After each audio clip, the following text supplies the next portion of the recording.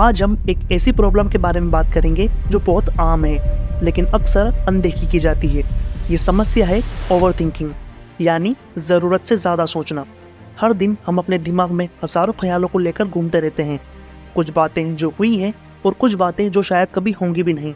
हम अपने विचारों में उलझ जाते हैं और बिना कुछ किए ही खुद को थका देते हैं। ज़रा सोचिए, क्या आपके साथ भी ऐसा कुछ होता है कि आप कोई छोटी सी बात को लेकर इतना सोचने लगते हैं कि वो आपके दिमाग पर हावी हो जाती है?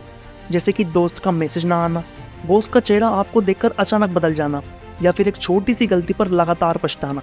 हम बार बार उसी बात को दोहराते हैं और वो बात हमारे दिलो दिमाग पर कब्जा कर लेती है। यही है ओवर थिंकिंग। चलो इसे एक कहानी से समझते हैं। एक लड़का था रोहन। उसका काम में प्रमोशन नहीं हुआ।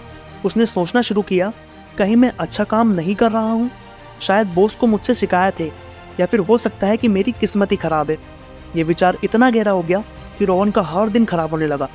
ना वो काम पर ध्यान दे पा रहा था, ना खुद पर। अब क्या सोचने से रोहन की प्रॉब्लम सॉल्व हो गई? नहीं, बल्कि उसकी सिचुएशन और ख़राब हो गई। क्योंकि ओवर थिंकिंग का यही नतीजा होता है, हम अपनी हालत खुद बिगाड़ लेते हैं जो असलियत में उतनी बुरी नहीं होती। ओवर थिंकिंग एक ऐसा जाल है जिसमें फंस कर हम अपनी मेंटल पीस खो देते हैं। ओवर थिंकिंग एक एनालिसिस पैरालिसिस एक्टिविटी है जिसमें हम इतना सोचते हैं कि कुछ भी करने की ताकत नहीं बचती। सोचने से ज़्यादा हमें एक्शन की ज़रूरत होती है। अब इसे एक दूसरी कहानी से समझते हैं। मीरा का भी प्रमोशन नहीं हुआ। पहले उसने सोचा, फिर खुद को समझाया, शायद मुझे अभी और मेहनत करनी है, मुझे अपनी स्किल्स पर ध्यान देना चाहिए। मीरा ने अपनी गलतियों से सीखना शुरू किया। उसने सोचना बंद करके एक्शन लेना शुरू किया और धीरे धीरे उसके काम में सुधार दिखने लगा। मीरा ने ओवर थिंकिंग की जगह प्रोएक्टिव थिंकिंग को अपनाया और यही फ़र्क है। ओवर थिंकिंग हमें रोकता है, जबकि सही सोच और एक्शन हमें आगे बढ़ने का रास्ता दिखाता है। मार्क ट्वेन ने कहा था, I have had a lot of worries in my life, most of which never happened.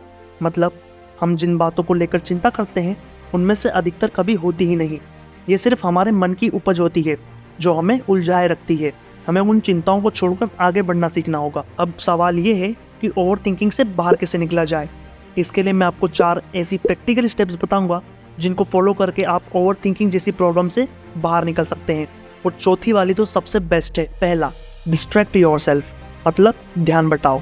जब भी आप खुद को बेवजह सोचते हुए पाएं, अपने आप को किसी भी एक्टिविटी में लगा लें, चाहे वो हॉबी हो, एक्सरसाइज हो या मेडिटेशन। दूसरा, टेक एक्शन। सोचने के बजाय किसी भी सिचुएशन को सुधारने के लिए कदम उठाओ। सिर्फ सोचने से कुछ नहीं बदलेगा, एक्शन लेना ही असली सॉल्यूशन है। तीसरा, पॉजिटिव अफर्मेशंस का इस्तेमाल करो। खुद से बार बार कहो कि मैं ये कर सकता हूँ, मुझे अपने आप पर भरोसा है, क्योंकि पॉजिटिव बातें आपका कॉन्फिडेंस बढ़ाती हैं। चौथा और सबसे बेस्ट तरीका, माइंडफुलनेस प्रैक्टिस करो। वर्तमान में जीना सीखो। जब हम प्रेजेंट मोमेंट में रहते हैं तो बीते हुए और आने वाले कल के बारे में सोचने का वक्त नहीं मिलता। ओवर थिंकिंग हमारे समय और ऊर्जा को चूस लेता है, लेकिन याद रखना, सोचने से ज़्यादा ज़रूरी है करना। जिंदगी में चैलेंजेस आते रहेंगे, पर उन्हें कैसे हैंडल करना है वो हमारे हाथों में है। तो अगली बार जब आप खुद को ओवर थिंकिंग में फंसा हुआ पाएं तो एक पॉज लें, गहरी सांस लें और एक्शन लेने का फैसला करें। जिंदगी एक्शन से चलती है, सोचने से नहीं। याद रखें, आप जितना सोच रहे हैं हालात उतने बुरे नहीं हैं, बस उन्हें संभालने के लिए खुद पर भरोसा रखिए। सोचना छोड़ो, करना शुरू करो।